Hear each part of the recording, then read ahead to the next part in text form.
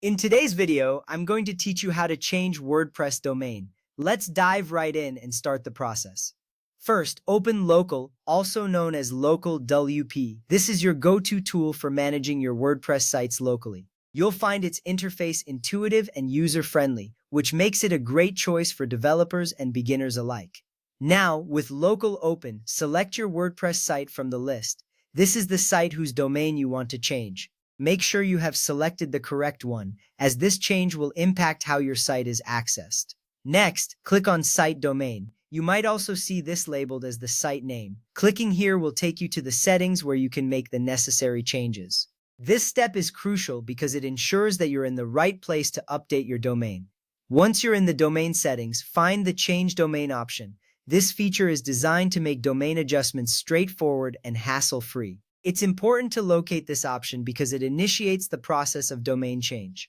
Now enter your new domain. For example, you might want to use something like mysite.local.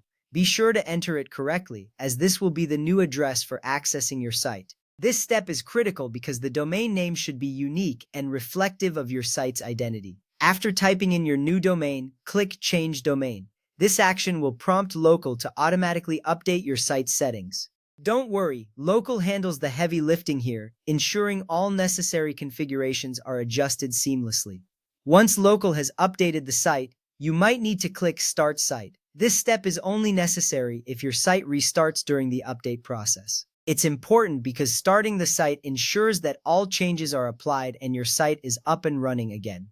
Finally, click Open Site to test everything. This will open your site in a browser using the new domain. Make sure everything looks good and functions as expected. This final check is vital as it confirms that your changes were successful and your site is accessible on the new domain.